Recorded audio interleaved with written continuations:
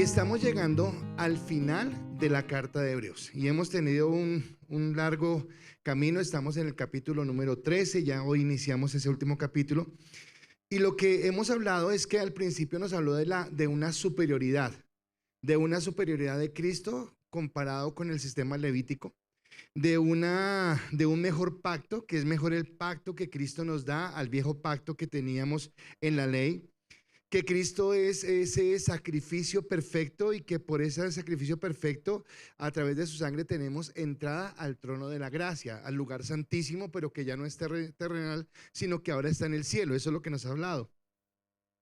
Después que nos habló de eso, nos dijo la necesidad de permanecer, la necesidad de estar firmes, la necesidad de caminar en lo que Dios quiere, en su voluntad.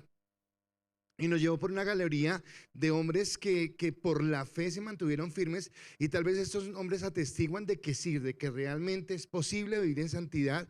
Y esos hombres que menciona ahí, la palabra no edita nada mostrando sus errores, sus equivocaciones, que fallaron, mas sin embargo que Dios los mantuvo, los llevó de la mano y los llevó a feliz término. Es lo que nos está hablando y que es posible hacerlo.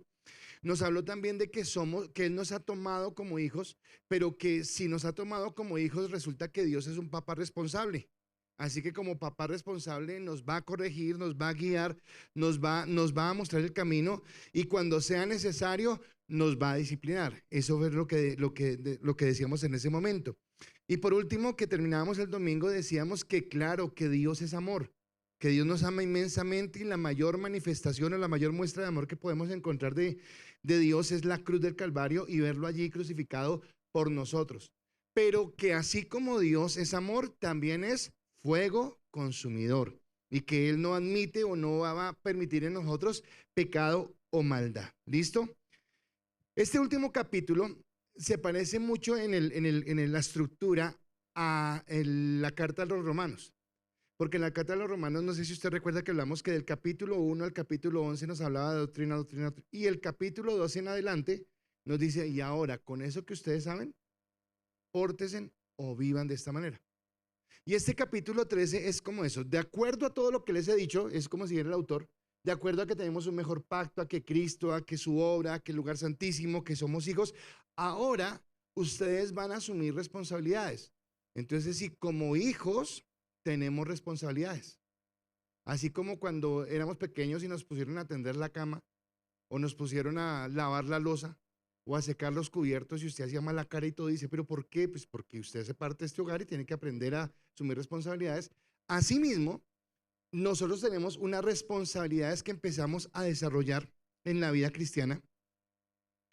Pero resulta que lo que está diciendo el autor de Hebreos es que esas responsabilidades que vamos a asumir no las vamos a asumir de cualquier manera, sino que hay una característica que va a diferenciarnos a nosotros del mundo, nos va a diferenciar en nuestra forma de actuar, y esa es la responsabilidad que Dios quiere que nosotros tengamos.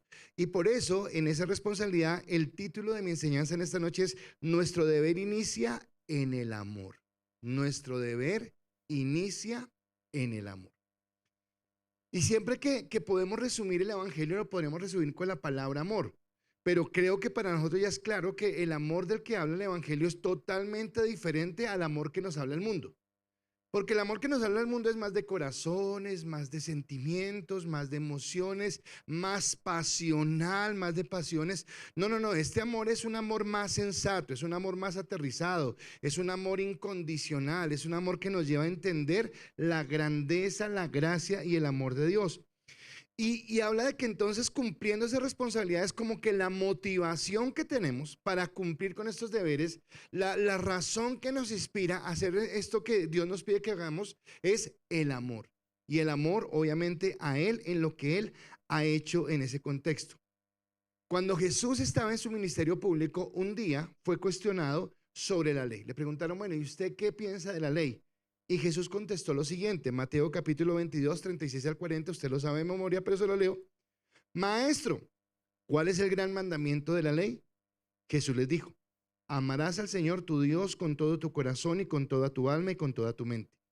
Este es el primero y grande mandamiento. Y el segundo es semejante: amarás a tu prójimo como a ti mismo. De estos dos mandamientos dependen toda la ley y los profetas.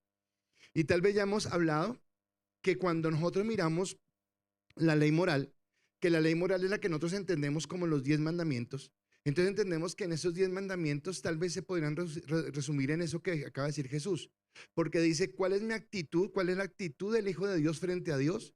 En santidad, en amor, en temor, en reverencia, en entrega, en lealtad, en fidelidad, en reverencia. ¿Y cuál es la actitud que nosotros tenemos con nuestros hermanos? Entonces, antes de empezar a preguntar, a predicar, quisiera que usted allí en su mente dijera, bueno, ¿cómo estoy yo con Dios ahorita? ¿De verdad estoy amándolo de esa manera que la palabra lo dice? Mi amor hacia Dios es reverente, respetuoso, fiel, obediente, sumiso.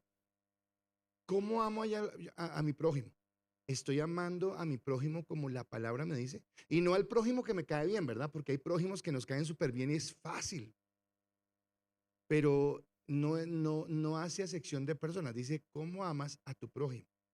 ¿Cómo amas a aquel compañero en el trabajo o en el estudio que hoy te cuesta? ¿Cómo amas a los que vivimos en conjunto cerrado? Sabemos que hay vigilantes de vigilantes, ¿no? Hay unos que son chéverísimos y otros que... Cuando yo tengo el grupo de emparejados, miro quién está porque generalmente vienen con una moto o algo y necesitamos un parqueadero y yo digo, hoy chévere, hoy con el otro toca, buenas, por favor, ¿será que de pronto? ¿Será que quizás? Porque hay gente que es más complicada que otra. Y la palabra me dice que tenemos que amar a todos, a los que nos aman, a los que nos quieren, a los que no nos cuesta, pero también a los que nos cuesta. Ahora, tal vez usted no, porque usted está en una iglesia que se llama Camino de Santidad, usted no, a mí sí me cuesta, pero te dice, no, a mí jamás me cuesta amar a nadie, yo amo a todo el mundo por igual y quiero a todo el mundo por igual. Y está hablando de eso, es lo que dice Jesús, y resulta que la exigencia del amor es con lo que inicia el capítulo número 13. Y el versículo 1 es súper corto y solamente dice, permanezca el amor fraternal. Es todo lo que dice el versículo 1. Permanezca el amor fraternal. Pero no es una simple expresión, no es simplemente ese amor de palabras, porque nosotros somos buenos para amar de palabras. Cuenta conmigo, estoy a tu lado, siempre tal cosa. Y a la hora del té, cuando uno, vengan, y tú, no, pero hoy no, hoy mi amor está como ocupado, hoy mi amor como que no tiene tiempo, hoy como que mi amor no se quiere incomodar. Entonces fue un amor de palabras. Dijimos que sí, pero la verdad es que no. No, el amor en ese contexto de ser un amor fraternal es un amor que va más allá de las palabras y que se hace evidente, escúcheme, el amor se hace evidente a través de nuestra lealtad, a través de nuestra generosidad, a través de nuestra solidaridad, que se extiende en dos sentidos. En primer lugar, de una manera vertical. ¿A qué me refiero con vertical? Mi amor a Dios. Entonces, ¿cuántos de ustedes algún día han dicho, Dios te amo? ¿Alguna vez usted ha dicho eso? ¿Sí? ¿Verdad? Listo. Ahora, ¿cuántos de ustedes son conscientes que sus acciones a veces no demuestran esas palabras? Dios te amo, pero yo hago las cosas a mi modo, o no estoy dispuesto a esto, o no hago esto, o no hago aquello. Y dice, no, el amor hacia Dios no son solamente palabras bonitas. El amor de Dios, hacia Dios viene incrustado en, por eso te obedezco. Juan 14:15 dice, si me amáis, guardad mis mandamientos. No dice, si me amáis, embelésate y dime palabras dulces y tiernas que hagan que yo me erice de amor. No, Dios no funciona así. Dios dice, ¿me amas? Sí, Dios te amo, obedece. Pero no, sin pero, obedéceme. Así que mi amor hacia Dios vertical es de esa manera. Pero también me lleva a amar horizontalmente, amar a mi prójimo, amar al que está a mi lado. Entonces, prójimo es mi próximo. Y quiere decir que yo tengo que amar al que está a mi lado. Y obviamente la palabra nos puede inspirar a que amemos a los que son de la iglesia. Que ¿cómo no amar a los de la iglesia? Son tan bellos, tan lindos. Y tal vez la palabra nos puede privilegiar, pero es a todo el mundo. Y quiero colocarlo en este contexto. Pablo les decía de Romanos capítulo 12 que empiezan los deberes y él habla de esto. Y Pablo en Romanos 12:10 dice lo siguiente, amados los unos a los otros con amor, otra vez la palabra, fraternal. En cuanto a honra, prefiriendo los unos a los otros. ¿Ve, pastor, qué dice Pablo eso? Entonces voy a preferir a los de la iglesia. Claro, En la medida que pueda ayudar al de la iglesia, en la medida que vea a mi hermano en una dificultad, en una necesidad, que yo pueda extenderle la mano, que yo pueda ayudarle, lo voy a hacer porque eso es lo que dice la palabra. Y aunque el texto nos está diciendo que amemos de una manera prioritaria a los hermanos de la iglesia, más adelante en el mismo capítulo, versículo 20 y 21, dice Pablo también: así que si tu enemigo tuviere hambre, dale de comer. Y si tuviere sed, dale de beber. Pues haciendo esto, ascuas de fuego amontonarás sobre su cabeza. No seas vencido de lo malo, sino vence con el bien el mal. ¿Cuántos de ustedes han tenido la oportunidad algún día de servir a alguien que les ofendió?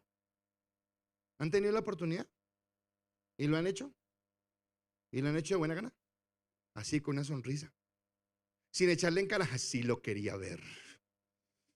Arrieros somos y en el camino no sé. No, no, no, no. Con amor, con alegría, sin recordar el daño, porque lo que está diciendo, porque está hablando del testimonio que podemos dar en el momento del amor, sin hacerme editorial a la prédica, porque entonces me ponen cuidado. Entonces, en ese sentido, es como entender que yo tengo la capacidad de amar primeramente a mis hermanos en Cristo. Qué bueno que como en Cristo tengamos en la iglesia una familia, que podamos apoyarnos, que podamos encontrar ese respaldo, ese apoyo, esa bendición. Pero ese amor no se limita solamente a la iglesia, porque tal vez parte de nuestro testimonio cristiano, y lo vamos a ver más adelante, también tiene que ver con las actitudes que tengamos. Muchas de las cosas, y quiero hacer esta referencia antes de continuar adelante, muchas de las cosas que la gente le molesta de nosotros los cristianos es que implícitamente la santidad que hay en nosotros molesta a la gente. Y como la gente no sabe cómo expresar que le molesta nuestra santidad, entonces la única acusación que tienen es que ustedes se creen mejores, es que ustedes son más santos, es que ustedes creen que son una élite. Y la verdad no es que usted lo muestre, sino que la santidad que usted tiene hace que los demás se molesten. Yo no sé si usted me entiende lo que estoy diciendo. Tal vez usted es humilde, tal vez usted se comporta bien, pero a la gente le molesta que usted siempre esté sonriendo. A la gente le molesta que usted tenga un problema y no esté estresado dándose de totazos contra la pared, sino que usted siempre diga: Dios tiene el control, Dios proveerá. Le molesta eso porque no lo entiende. Y ahí es donde entendemos que tal vez es el rechazo que pueden tener a un cristiano. Pero ¿cuándo se puede romper ese rechazo? Cuando esa persona de pronto tiene una necesidad, cuando esa persona de pronto tiene un momento de angustia y usted puede ir a ayudar. Yo no sé si todos, pero yo creo que en la gran mayoría nos ha pasado esto. Y es que en algún momento alguien nos rechazó por ser cristiano. Pero esa persona que nos rechazó por ser cristianos fue la persona que cuando tuvo un problema nos buscó y nos dijo: usted que está más cerca de Dios. ¿Alguna vez le han dicho eso? Usted que está más cerca de Dios. Y tal vez es la mejor oportunidad para ser empático con la persona, para escuchar su problema, para escuchar su dificultad, para decirle: claro, vamos los dos a la presencia de Dios, vamos a orar, y si usted tiene la posibilidad de ayudarle en algo, de hacerlo, porque es una manera, una forma de predicar también, diciéndole: aquí estoy para servirte, aquí estoy para extender mi mano, aquí estoy para ayudarte. Así que a eso es lo que se refiere el autor de Hebreos. Y habla que el amor no se limita a un área específica, sino que el amor abarca las diferentes etapas de mi vida. O sea, el amor como que es lo que atraviesa todo en mi vida, pero por amor yo voy a empezar a cambiar mi forma de vida en diferentes áreas. Ahora, podría hablar un montón de cosas, pero en los textos que vamos a hablar hoy hay 5 áreas específicas donde Dios nos dice: por amor tú vas a cambiar en esto, por amor vas a actuar de una manera diferente a lo que maneja el mundo en estas áreas. Entonces recuerden que es nuestro deber, inicia en el amor. Entonces en eso que el autor de Hebreos nos va a hablar, nos va a decir: listo, eso que usted va a hacer, lo va a hacer por amor. Entonces, una diferencia que podríamos nosotros tener con los católicos en el contexto del pecado es que tal vez el católico no peca porque le asusta el castigo que puede recibir por el pecado. El cristiano no debería pecar porque ha nacido de nuevo y porque entiende el amor y la gracia con la que ha sido cubierto. Y obviamente entiende que hay un castigo si se peca, pero no es por miedo que no pecamos, sino es por amor a Dios que nos mantenemos en santidad. Y es diferente. porque es conocer a Dios de una manera diferente y aquí es donde lo va a reflejar. Entonces la primera área o la primera forma en la que Dios quiere que mostremos el amor a través de lo que hacemos es nuestro amor se refleja en nuestra humanidad. Ahora, ¿a qué se refiere con la humanidad? Se refiere a los actos que podamos tener de amor hacia las demás personas. Entonces la palabra dice en algún lugar que si tú ves a tu hermano que está teniendo hambre y oras por él y dices, ve en paz a tu casa, pero no le das ni siquiera para comprarse un roscón en la esquina, pues como que, ¿para qué oró? Porque sí, claro, necesita la oración, pero también tiene hambre. Y tal vez en su casa también hay hambre. Y lo que le está diciendo es, tiene que moverse a hacer algo en función de eso que está pasando. Entonces nosotros podemos ser muy buenos en nuestra doctrina, podemos deslumbrar a las personas hablándoles del plan de salvación y cómo Cristo fue la cruz del Calvario. Y nosotros entendemos exegéticamente lo que dice la palabra cuando el Señor Jesús va a la cruz del Calvario y toma nuestros pecados. Ah, wow, o sea, espectacular. Pero resulta que eso que deslumbra puede después arruinarse si no hay un amor genuino expresado en nuestra forma de actuar. Si no hay realmente una empatía con las personas, diciéndole a las personas que realmente me importa lo que está viviendo, lo que está sufriendo, que hago esa empatía.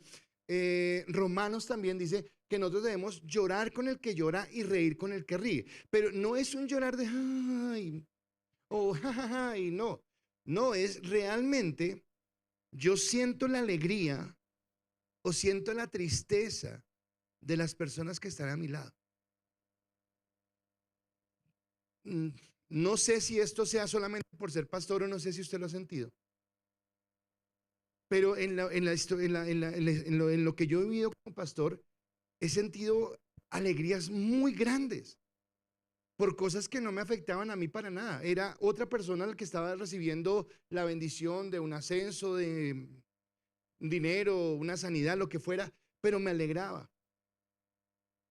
Pero asimismo, he tenido momentos de llanto porque lloro con el dolor de alguien por lo que está viviendo. O hay un llanto que es mucho más fuerte, hay un dolor que es mucho más grande. Y es cuando tú ves que alguien se está desviando. O sea, es fuerte. Porque no es, ay, se fue, pues de malas que se vaya.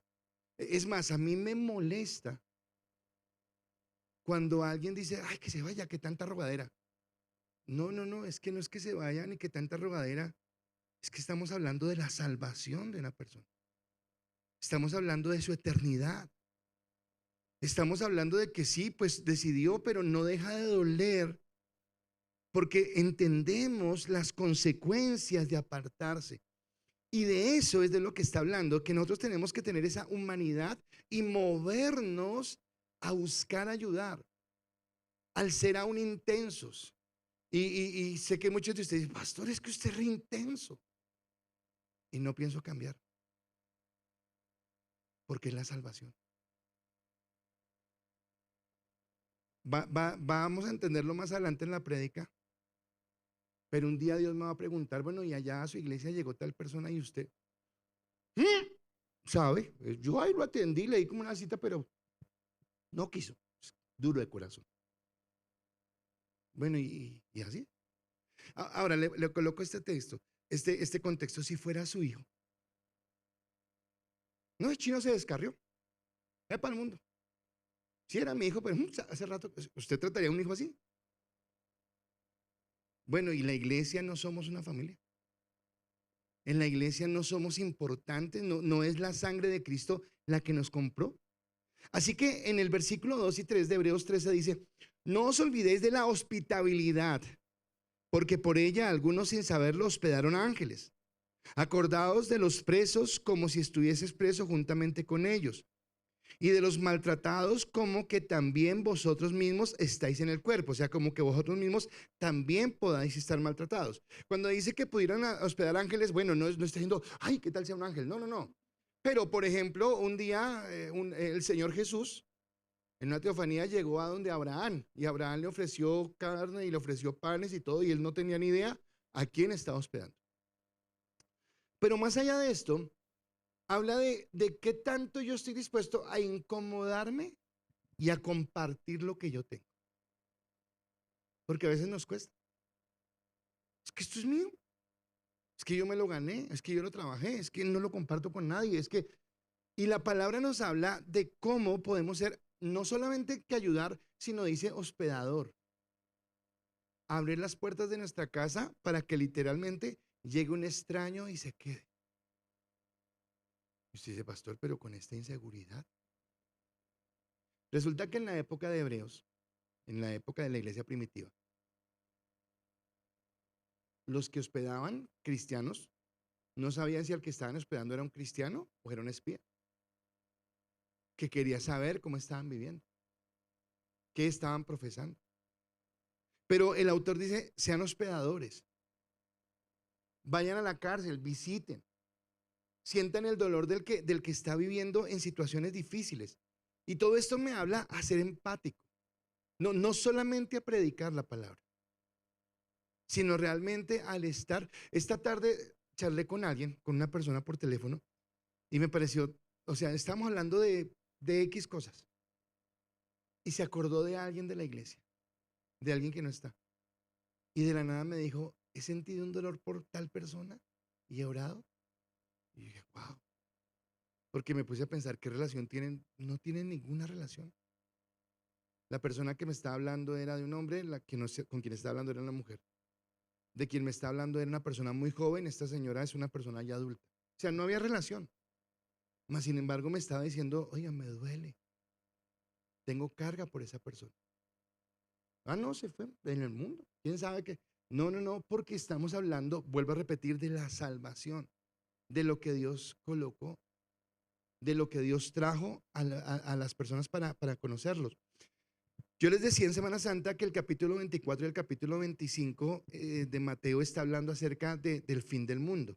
Resulta que en el capítulo 25, que son parábolas, es muy largo, así que solamente voy a leer un fragmento, pero dice que Jesús dice que en el último tiempo Dios colocará a unos a la izquierda y a otros a la derecha, los hijos a la derecha, los que no son hijos a la izquierda, bueno, tatán.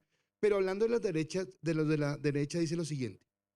Entonces el rey dirá a los de su derecha, venid benditos de mi Padre, heredad del reino preparado para vosotros desde la fundación del mundo. Porque tuve hambre y me diste de comer, tuve sed y me diste de beber. Fui forastero y me recogiste, estuve desnudo y me cubriste, enfermo y me visitaste, en la cárcel y viniste a mí.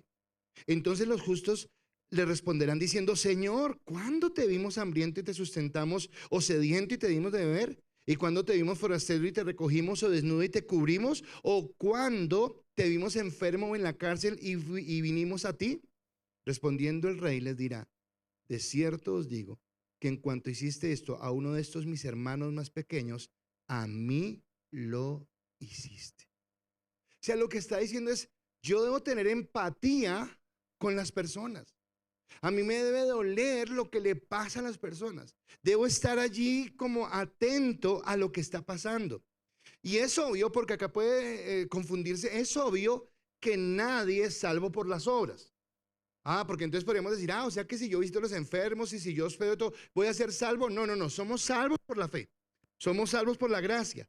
Pero también es obvio que si yo me llamo discípulo de Cristo, el ser discípulo de Cristo hace que yo siga las pisadas de Cristo, y Cristo dijo, Él no vino a ser servido, sino a servir y a dar su vida en rescate por muchos.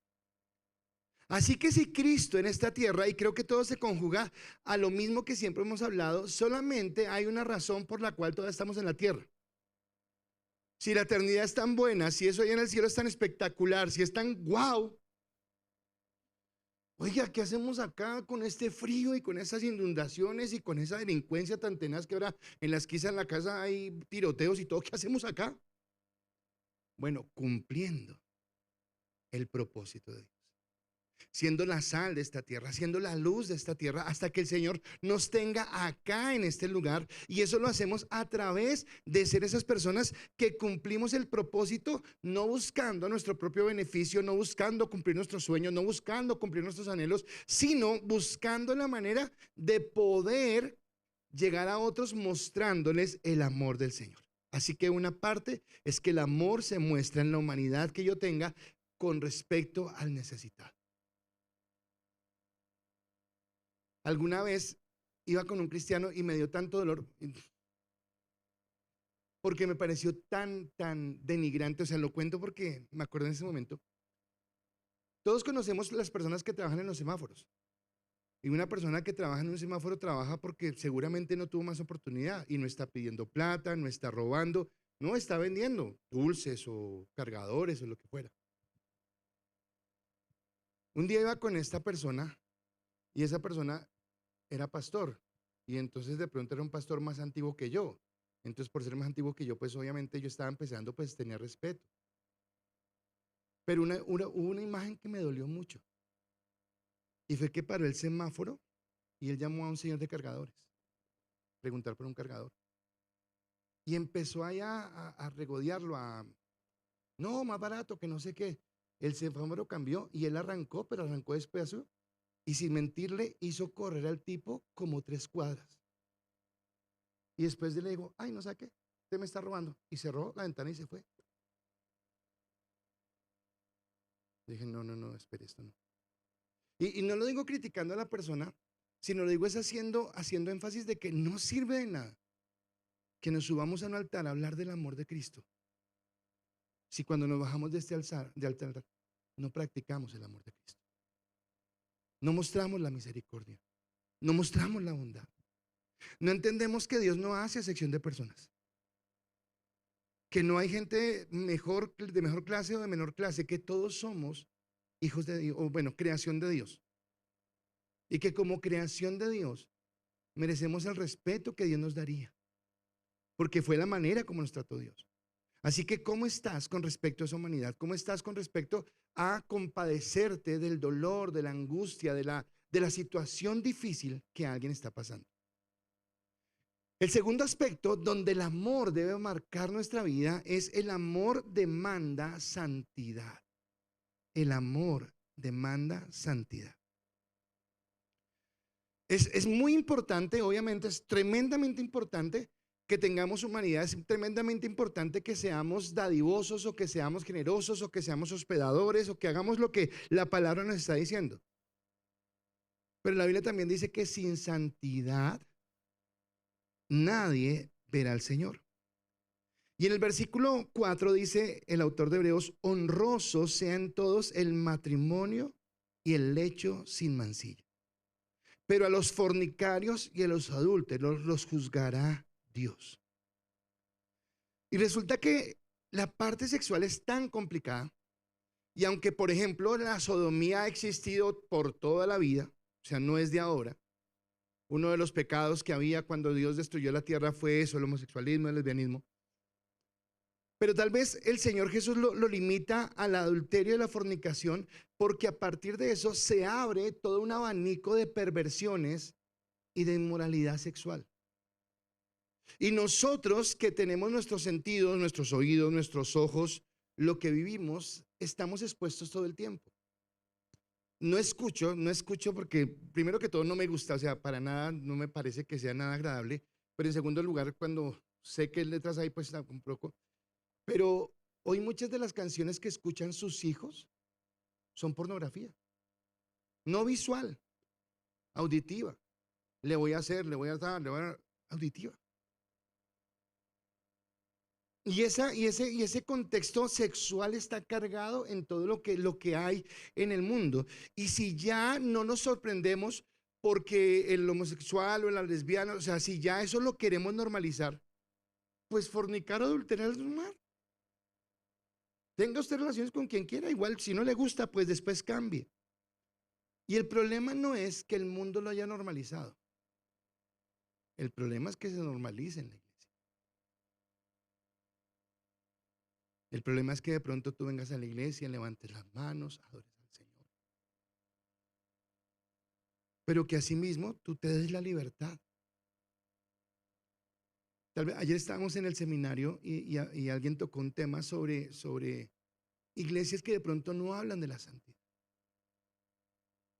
Y tal vez sea normal, porque hay un pensamiento en la iglesia que es normal ir a la iglesia, adorar al Señor y todo, pero también es normal tener relaciones sexuales con el novio, con la novia o un desliz, porque igual Dios nos perdona. Dios es amor, es el argumento.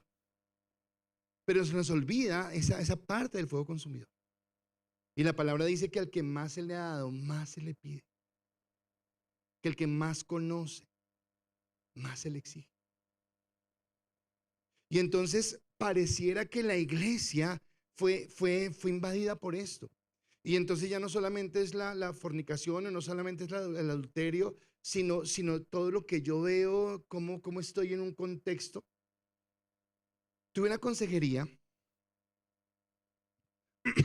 perdón, y a veces nosotros tenemos que ser muy sabios, porque yo no sé con qué luchan las personas que están a mi lado.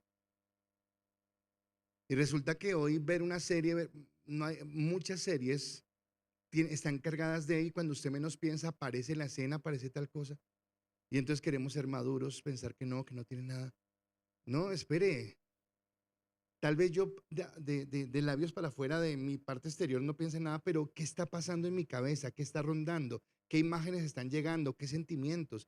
Y me habla de la santidad que yo debo guardar, de cómo debo cuidarme para el Señor.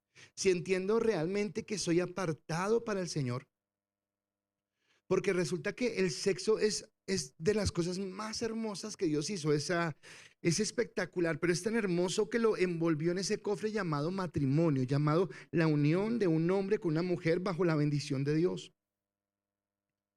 Pero el mundo lo ha pervertido y lo ha dañado. Y es peligroso cuando en la iglesia fornicar es normal. No estoy hablando a ustedes, ni estoy hablando de esta iglesia. Estoy hablando en general de la iglesia. Porque tal vez usted tenga conocidos que usted los ve y realmente muestran un amor a Dios, muestran un temor por Dios. En serio, Dios te amo. Pero en esa área no eres mi Señor. Y vuelve lo de Juan: si me amáis, guardad mis mandamientos. No es el pastor, no es el líder que sea cansón, no, es la palabra. He dicho que en estas, ¿cómo se llama? Carrera política que hay acá, yo he escuchado que a los cristianos nos están acusando de antidemócratas. Esos cristianos no son demócratas. ¿Y por qué no somos demócratas? Porque no podemos estar de acuerdo con un candidato que está de acuerdo con cambiar el sexo, con el adulterio, la adopción de parejas homosexuales. Y no es algo que lo hacemos por escrúpulos o por prejuicios. Lo hacemos porque la palabra dice, porque Dios lo estableció. Pero el asunto es que es como tan normal. Y lo que yo quiero hacer énfasis acá es que no es normal. Y no importa nuestro pasado. Ahora, los jóvenes que están acá, si han guardado hasta el día de hoy su virginidad, vea, es un tesoro que ustedes tienen, y guárdenlo y manténganse en esa santidad. Pero si no, ok, listo, pidan perdón, pero díganle: Señor, danos ese dominio propio. Porque es el mundo el que nos quiere convencer de que es normal, pero no es normal. Y tal vez o sea, la fornicación, el adulterio, o la pornografía, o la masturbación, o la laxivia, son pecados que nadie ve. Igual nadie se da cuenta. Bueno, tal vez nadie se dé cuenta, pero Dios se da cuenta. Y si en tu vida está el Espíritu Santo te redarguye. No, pero a mí no me redarguido. Entonces preocúpate. Porque realmente Dios me lleva a caminar en esa santidad. Entonces cualquier inmoralidad trae, dice la palabra, consecuencias dolorosas. Efesios capítulo 5, versículo 5 dice: porque sabéis esto, que ningún fornicario o inmundo o avaro que es idólatra tiene herencia en el reino de Cristo y de Dios. Entonces está hablando cuando yo tengo una actitud permisiva con respecto al pecado. Cuando yo lo veo normal, cuando yo no lo veo como pecado. Muchas veces usted me ha escuchado acá preguntar: ¿cuándo fue la última vez que usted sintió dolor por el pecado? Y no estoy hablando porque fornicó o porque adulteró, no, estoy diciendo porque usted se enojó, porque usted respondió feo, porque usted dijo, porque vuelvo a repetir, la santidad es mucho más allá de simplemente una apariencia externa, sino realmente entender que fui apartado para Dios. que Él me compró con su sangre. Así que sin importar lo que fue nuestro pasado, cuando Cristo nos lava con su sangre, Él nos levanta. Pero en la misma carta de Hebreos dice que si nosotros pisoteáramos la sangre de Cristo, ¿qué más expiación queda por el pecado? Entonces el amor me lleva a tener humanidad con las personas que necesitan. Pero el amor también me lleva a entender lo importante que es la santidad y caminar en la santidad de lo que Dios quiere. Pero hay un tercer aspecto donde el amor debe tocar nuestra vida, y es que el amor está libre de avaricia. Es lo siguiente que toca. Entonces tal vez tú no tengas problemas con el área sexual. No, pastor, yo. Ok, listo. ¿Y en la avaricia? En ese amor al dinero. Versículo 5 y 6 de Hebreos 13 dice: sean vuestras costumbres sin avaricia, contentados con lo que tenéis ahora, porque Él dijo: no te desampararé ni te dejaré. De manera que podemos decir confiadamente: el Señor es mi ayudador, no temeré lo que me pueda hacer el hombre. O sea, está diciendo que mi sustento, mi provisión, mi bendición viene de parte de Dios. No viene del trabajo que tengo, no viene de la carrera que estudié, no viene. Obviamente son los medios que Dios utiliza para bendecirnos y tenemos que hacerlo diligentemente. Ayer estábamos en clase y hablábamos cómo la segunda carta a Tesalonicenses, el pecado que condena es la pereza. Dijo: pilas que ustedes, ¿cómo así que no van a trabajar, a moverse? Entonces obviamente la palabra nos llama a trabajar, a ser diligentes, pero nuestra confianza no está en lo que yo pueda hacer económicamente, sino en lo que Dios ha hecho. Y muchas veces, sin darnos cuenta, tal vez el Dios que está entronado en nuestro corazón es el dinero. Porque no, pastor, pero yo amo a Dios. Sí, yo no estoy diciendo que no ames a Dios.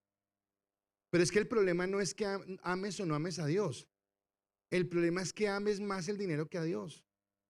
Cuando el joven rico se acercó a Jesús, ¿por qué se acercó? Porque lo amó. El problema fue cuando Jesús lo puso a escoger entre el dinero y Dios. Porque él dijo: no, Dios, pues usted es muy chévere y todo, pero no, mi dinero primero. Yo quiero primero el dinero que tengo. Y entonces estamos formando un ídolo de eso, porque sin darnos cuenta nuestra seguridad está en el dinero. ¿Sabe qué pensaba? Que no lo coloqué en el texto, pero pensaba en esto. Yo no sé si usted leyó en Isaías capítulo 6, donde Isaías dice: el día que murió el rey Usías. Y entonces la historia del contexto nos dice que Isaías era el sobrino del rey Usías. Entonces ser profeta en la época no era tan fácil, porque pues los profetas hablaban de parte de Dios y a la gente no le gustaba. Entonces podrían ser apedreados, qué sé yo, linchados, lo que fuera. Pero él era el sobrino del rey.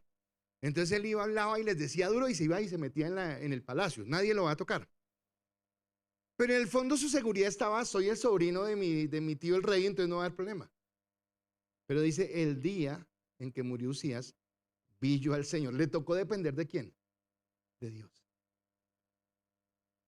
Hay una persona, no sé si me están escuchando, ustedes saben que ya lo he hablado con ustedes muchas veces, pero hay una persona que nació, porque hay personas que nacen con el talento de hacer dinero, y esta persona yo la conozco y creo que tiene el talento para hacer dinero. Es una persona de negocio,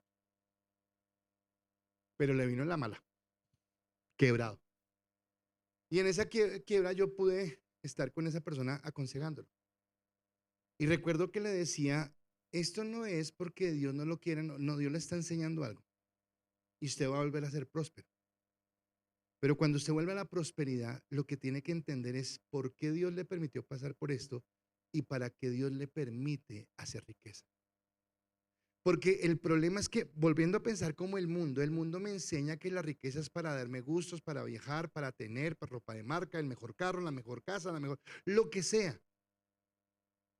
Y en lo último que pensamos es en servir.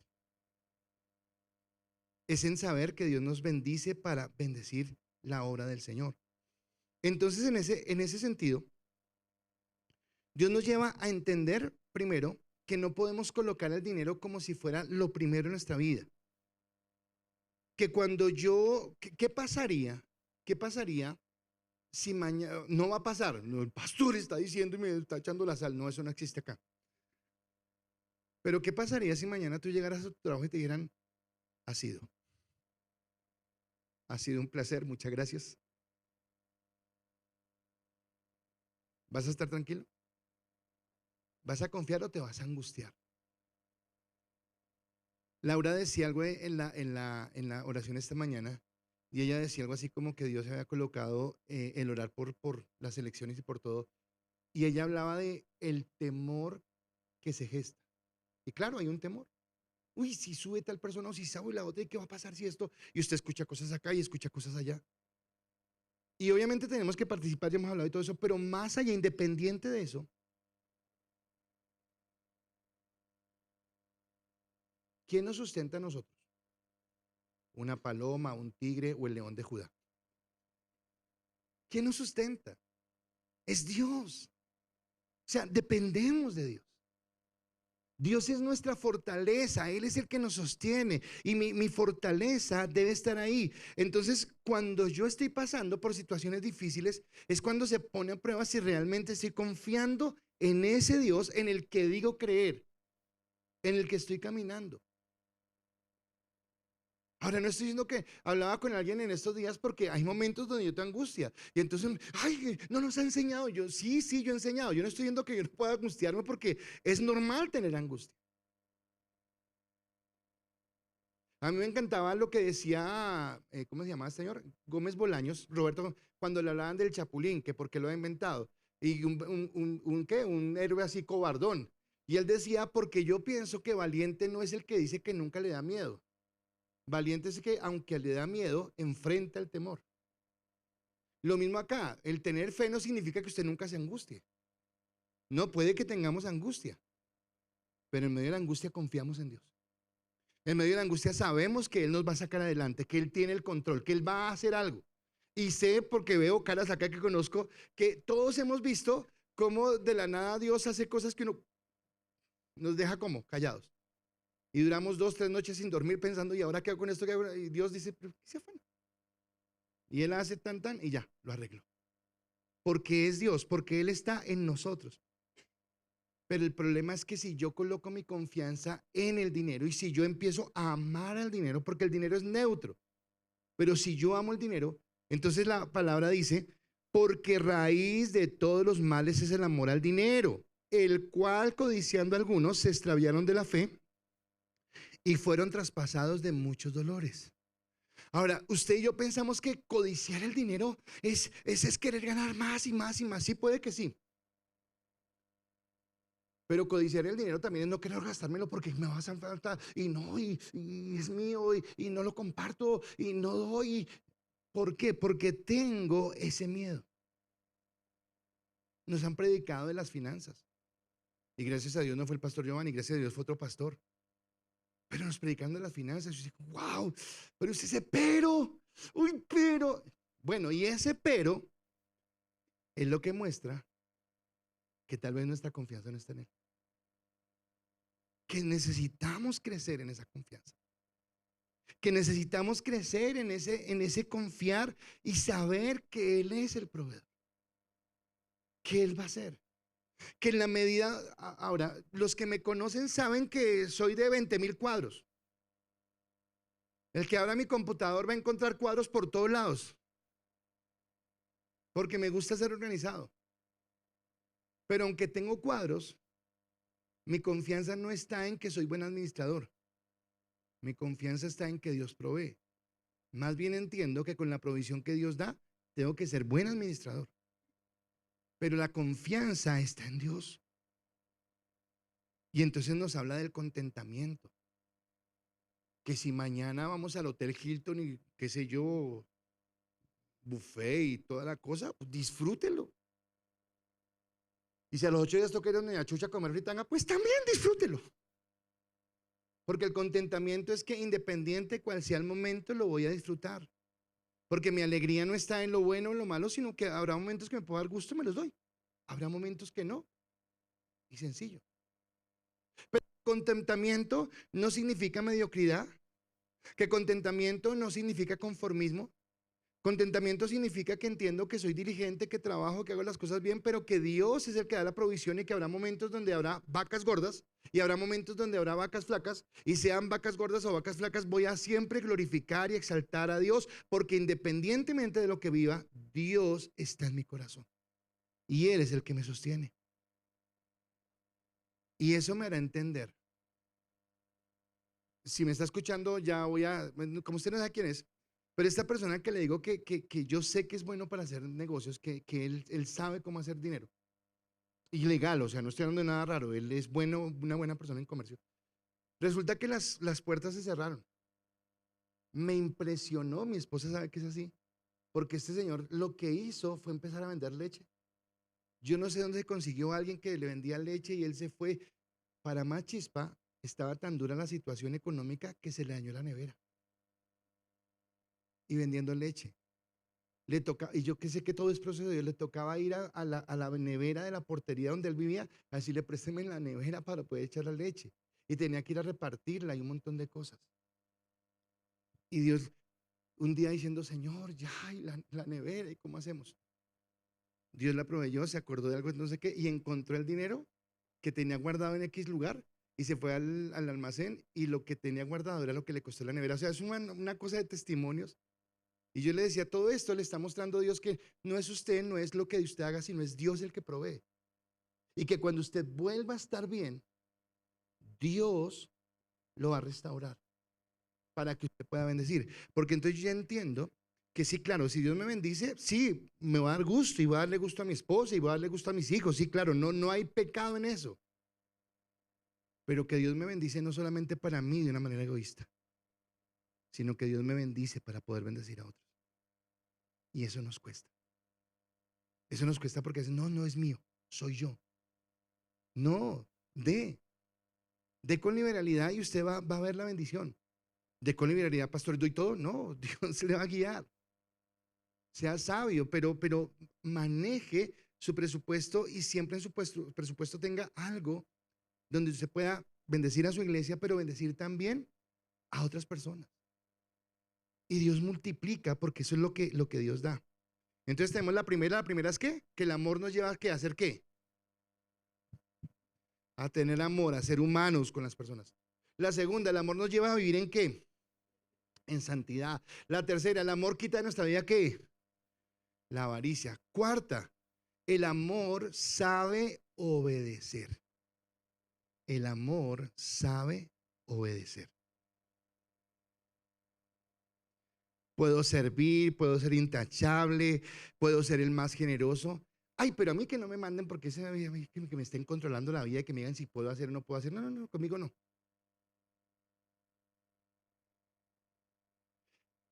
Los que son padres acá, los que son hijos se salvaron, pero los que son padres acá, ¿cómo se sienten cuando sus hijos no le obedecen? Porque usted sabe que le da una orden a sus hijos porque usted sabe por qué lo está diciendo, ¿verdad? ¿Cómo se siente usted? Pero ¿cómo se siente usted cuando le dicen obedezca? Porque pensamos que una cosa es ser padre y otra cosa es yo obedecer. Y es lo mismo. Y resulta que este contexto de obediencia y sujeción, el autor lo va a tocar directamente a la iglesia. No está hablando de las autoridades de gobierno, no está hablando del papá, de la mamá, del esposo, no está hablando de la iglesia. Hebreos 13:7 dice, acordaos de vuestros pastores que os hablaron la palabra de Dios. Considerad cuál haya sido el resultado de su conducta e imitad su fe. Entonces, para hacerlo como más equitativo, entonces digamos que usted lo primero que tendría que hacer es poner a prueba, entonces para no estar solo el pastor de la iglesia, bueno, resulta que acá hay 4 pastores y tenemos líderes. Y muchos de ustedes tienen líderes que los están dirigiendo. Entonces, antes de decir, bueno, y tiene que sujetarse a su líder, no, entonces vamos a evaluar. Entonces, ¿tu pastor o tu líder te está dirigiendo? O sea, ¿tu pastor o tu líder está atento de ti? Diciendo pilas, por acá, por allá, cuidado, hace rato no te veo, ¿qué estás haciendo? Tu devocional, no me gusta cómo estás hablando, tal cosa. ¿Eso hace tu líder? Segundo, ¿tu pastor o tu líder te habla desde la palabra de Dios? O sea, cuando hablas con tu líder o cuando hablas con tu pastor, él te dice, yo en mi vasta experiencia quiero decirte que, o toma la palabra y te dice, mira, la Biblia dice, el Señor dice, y de acuerdo al consejo del Señor, lo que queremos hacer, lo que queremos tomar es esto. En tercer lugar, tu pastor o tu líder es alguien en quien puedas seguir su ejemplo. O sea, tú puedes seguir el ejemplo de tu líder. Es una persona que tú dices sí, y no estoy diciendo que sea una persona perfecta, porque perfecto no hay nadie, pero puedes seguir el ejemplo de tu pastor o de tu líder. Tu pastor o tu líder, tú no lo sabes porque no estás en la intimidad con él de su relación con Dios, pero su fruto te muestra que tiene una relación con Dios. El fruto de tu pastor o tu líder muestra que tiene una relación con Dios. Porque si en algo de esto tú tienes una duda con tu pastor o con tu líder, habla con Dios. Dile, Dios, si estaré donde tengo que estar, si será este el lugar. Pero si no tienes dudas, caminas en obediencia y sujeción. Porque si todo dijiste que sí, pero igual no quiero hacer caso, entonces ¿cómo se llama eso? Y Dios nos habla de la obediencia. Y ahora vuelva a los padres. Cuando usted le prohíbe a su hijo o le dice a su hijo, pilas, haga esto, aquello, no se meta allá. No, es que depende de la edad, ¿no? Si es chiquitico, no se suba a la baranda, no se ruede por ahí, no coja eso, no sé qué. Cuando va creciendo, las cosas van cambiando. Cuando usted le dice a su hijo eso, ¿por qué se lo dice? Porque usted le tiene envidia a mi hijo, sí, disfrutando de la vida y yo no puedo disfrutar. ¿Usted le dice por eso? ¿O usted por qué corrige a su hijo? Porque lo ama, porque lo quiere corregir. Y en ese contexto es lo mismo. Y o sea, yo quiero hablar, pero no, o sea, quiero que me entiendan que lo hablo no desde como vanidad, porque no se trata de esto, pero sé que una de las cosas que adolece la iglesia hoy en general es de pastorado. Y por eso a mí me impacta ver que de pronto lo que Dios me permitió a mí desarrollar en el liderazgo es lo que yo veo en muchos de ustedes como líderes, que andan pendientes, que llaman, que cómo está, que qué pasó, que no. ¿Por qué? Porque nos habla de que estamos ahí pendientes, dirigiendo, cuidando, siendo ejemplo, pidiendo que crezcan. ¿Y por qué lo hacemos? No, porque entendemos que estamos hablando de personas que realmente están creciendo en Dios y cómo nos sentimos cuando las vemos. Voy a colocar un ejemplo pequeñito, pero Laura conoce a Sofía desde niña. Laura a veces cuando ve que no podía, iba y la recogía al colegio y la traía y todo el cuento, y le daban almuerzo también y todo. No, está ya no dijo, pero la recogía. ¿Te da alegría verla cuando está ministrando o es indiferente? Porque, uy, ¿cómo ha crecido? Porque así como tú puedes sentir alegría cuando ves a tu hijo o como puedes sentir dolor cuando ves a tu hijo que no, lo mismo se puede sentir acá porque es lo que Dios nos está dando. Y entonces si la respuesta es que sí, que tú estás tomándolo, perdón, voy a sacar un poquitico esa parte. Pero yo recuerdo de mis primeras charlas con Mateo. Y Mateo es difícil. Perdón, Mateo, pero Mateo es difícil.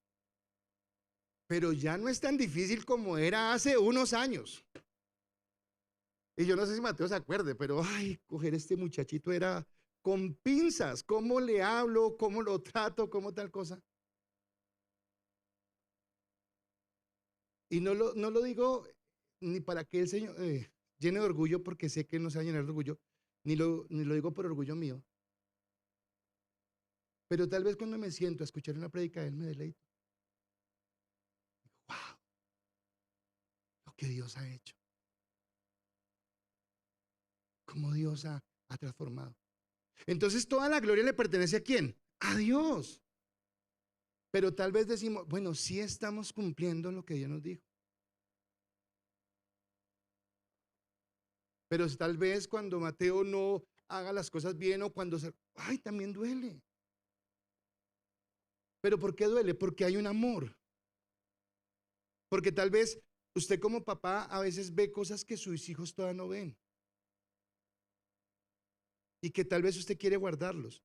Entonces, si su respuesta es que usted no está tan seguro, bueno, ore al Señor y diga, bueno, ¿por qué no estoy tan seguro de que mi pastor o mi líder sea esa persona a la que yo puedo obedecer o puedo atender su consejo? pero si lo es, Hebreos 13:17 dice, obedeced a vuestros pastores y sujetaos a ellos, porque ellos velan por vuestras almas como, y acá era donde decía yo, como quienes han de dar, ¿qué? Cuentas, para que lo hagan con alegría y no quejándose, porque esto no es provechoso. Así que Dios nos va a pedir cuentas. ¿Y qué? Yo allá le di unas personas, ¿y qué? ¿Qué pasó? Si crecieron, no crecieron, se quedaron ahí.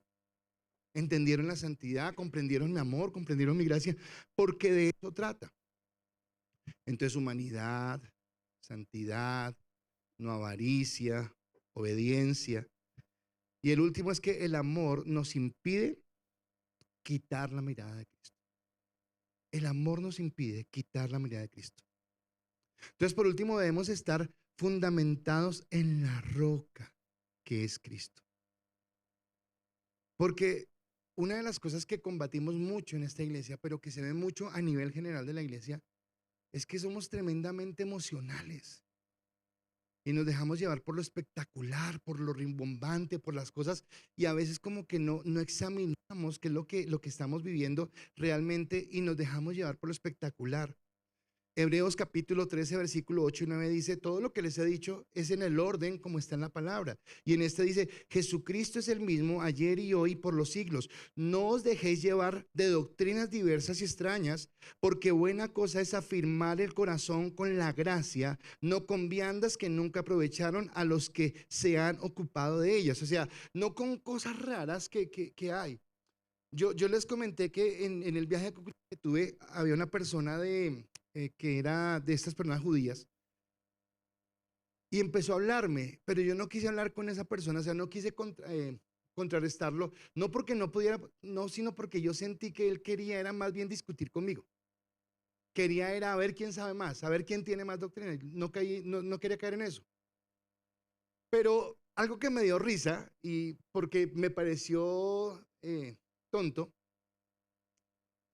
estábamos un viernes en un asado y creo que ellos empiezan su Shabbat desde el viernes a las 6 de la tarde. Y nosotros con los que estábamos, les gusta como a muchos acá en la iglesia los juegos.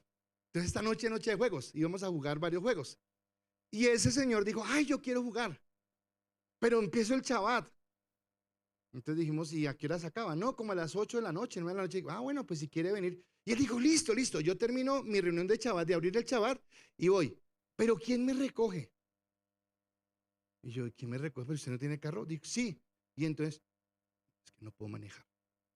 ¿Y por qué no puede manejar? Porque estamos en Shabbat. Yo, o sea, usted no puede manejar, pero sí pueden ir a jugar. No entiendo. O sea, me dijo, no, sí, es que yo no puedo hacer ninguna actividad que ejerza trabajo. Y yo, pues vine a jugar. Y a veces le damos más énfasis a ¿qué? A cosas formales que realmente a tener un corazón rendido delante de Dios. Así que la pregunta en este momento es, ¿qué guía tu palabra? A veces, y voy a ser muy honesto acá, como ahorita estamos en los grupos haciendo exposiciones, entonces en los grupos en donde yo voy a exposiciones, entonces yo escucho. Y obviamente no estoy juzgando porque hay personas que lo hacen desde lo que creen, pero empiezan a decir cosas que no son. Y alguna vez estaba en un grupo y alguien vino a querer, ¿cómo se llama esto? Deslumbrar a todos. Y tomó un texto y lo sacó totalmente del contexto y empezó a decir cosas que no eran. Y yo estaba mirando, pero lo que más me molestó no fue ver a la persona diciendo eso, sino a otra persona que supuestamente me diciendo. Y yo, porque nos dejamos deslumbrar con palabras y con la seguridad. No. El fundamento, o sea, tú sabes en qué crees. Si alguien te predica un evangelio diferente, tú entiendes que eso que te están diciendo no es lo que dice la palabra, porque ese es el fundamento. Dice 2 Timoteo 3 al 5, dice, porque vendrán tiempos cuando no sufrirán la sana doctrina, sino que teniendo comezón de oír, Se amontonarán maestros conforme a sus propias concupiscencias y apartarán de la verdad el oído y se volverán a las fábulas. Pero tú, sé sobrio en todo, soporta las aflicciones, haz obra de evangelista, cumple tu ministerio. Entonces me está hablando de cómo debo yo cumplir el ministerio. Así que debemos sujetar nuestra mente y sujetar nuestro corazón a la obediencia a la palabra, para que no vengan falsos maestros. Ahora, en la Semana Santa tocábamos el texto donde dice, y engañarán si fuera posible, pero decíamos que ese si fuera posible no es que, ay, ojalá no podamos caer, sino que Dios nos guarda. Pero aunque Dios nos guarda, yo tengo que estar entendiendo cuál es mi doctrina, qué es lo que yo creo, por qué soy salvo, dónde está mi fortaleza, dónde está mi cimiento, cómo no me muevo en lo que Dios me ha dado. Entonces, lo que está diciendo acá es que tenemos que cumplir con responsabilidades, pero responsabilidades son desde el amor. ¿Y cuáles son nuestras responsabilidades? Oiga, hay que aprender a ser generosos, hay que aprender a tener dolor por el que sufre, hay que aprender a extender nuestra mano, hay que aprender a ayudar, fue lo primero que nos dijo, y eso lo hacemos por amor. Pero también por amor vamos a guardar nuestra santidad, vamos a apartarnos para Dios, vamos a entender que hemos sido comprados y más allá de lo que el mundo diga, vamos a entender que la santidad es algo realmente radical, es algo contundente, que Dios no mezcla lo santo con lo profano. Pero también vamos a entender que yo no puedo hacer del dinero un ídolo, ni puedo tener un corazón de avaricia, sino que tengo que aprender a ser generoso y a confiar en que mi provisión viene de Dios, que Él es el que me provee y el que me bendice. Pero también voy a aprender a obedecer, voy a aprender a escuchar, voy a aprender a saber que si me dan un consejo me lo están dando porque me aman, porque me quieren y que necesito guardarme. Porque tal vez yo pueda, sin darme cuenta, estar caminando en terreno peligroso. Y por último, que debo saber que escucho. Porque no todo, y una cosa que tiene el internet hoy es que usted puede encontrar prédicas excelentes. Ay, pero también puede encontrar un montón de prédicas basura, que no lo edifican, que tal vez lo que hacen es deslumbrarlo. ¿Tiene usted el filtro para saber qué escucha y qué no escucha? ¿Qué le sirve y qué no le sirve? Así que gracias le damos a Dios por lo que Él ha hecho por nosotros, porque somos salvos por su obra, por su gracia, por su bendición, por lo que Él hizo con nosotros, porque entendemos que nosotros no teníamos forma de alcanzar esa salvación tan grande y el Señor nos alcanzó con su salvación. Pero ahora, en nuestra nueva vida en Cristo, aunque no hicimos nada para nuestra salvación, sí tenemos una responsabilidad con respecto a la santidad que tengamos en Dios, a la generosidad que tengamos en Dios, a un corazón apartado de los ídolos y a fundamentarnos en lo que Cristo nos ha dicho. Entonces, obviamente ya quedan otros versículos, otros capítulos, otros más, dos prédicas más de Hebreos, pero tal vez empiece diciéndonos esto, que el amor sea fraternal.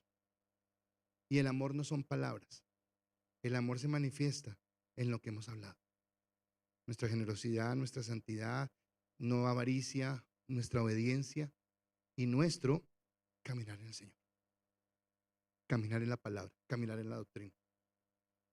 Y eso es lo que hace que seamos una iglesia madura, que caminemos en lo que Dios quiere y que no nos cansemos de hablar de santidad, porque no creo que sea en vano que Dios ha permitido que esta iglesia se llame Camino de Adoración y Santidad.